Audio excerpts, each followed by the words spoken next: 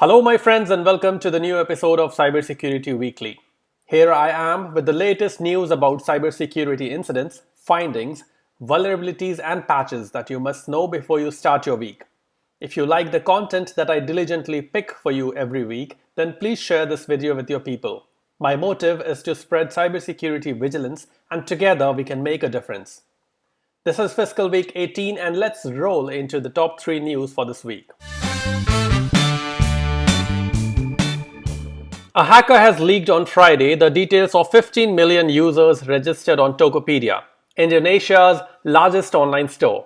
The hacker claims that the data was obtained in an intrusion that took place in March 2020 and is just a small part of the site's entire user database that was obtained in the hack. The leaker said that he was sharing 15 million user samples in the hopes that someone could help him crack the users' passwords, so they could be used to access user accounts. The hash passwords that the hacker was not able to crack were secured with SHA-2 hashing algorithm, which is considered to be secure, although not infallible. The hacker also said that the database did not contain the SALT random strings used to improve the security of SHA-2 hashing algorithm function.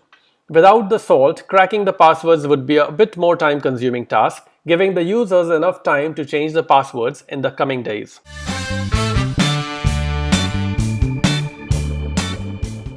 Two severe security flaws have been discovered in the open-source Saltstack SAT configuration framework that would allow an adversary to execute arbitrary code on remote servers deployed on data centers and cloud environments. The vulnerabilities were identified by F-Secure researchers earlier this March and disclosed on Thursday, a day after Saltstack released a patch, version 3.0.0.2, addressing the issues rated with CVSS score 10, which means that the threat level is rated to be the most severe. As mentioned, there were two vulnerabilities, one being authentication bypass, where functionality was unintentionally exposed to unauthenticated network clients. The other one being directory traversal, where untrusted input was not sanitized correctly, allowing unconstrained access to entire file system of the master server. It is highly recommended that the SALT users update the software packages to the latest version.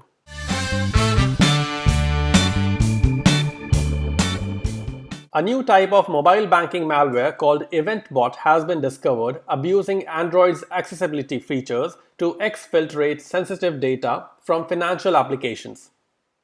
This malware can read a user's SMS messages, hijack SMS-based two-factor authentication codes, read PIN code for banking apps, etc.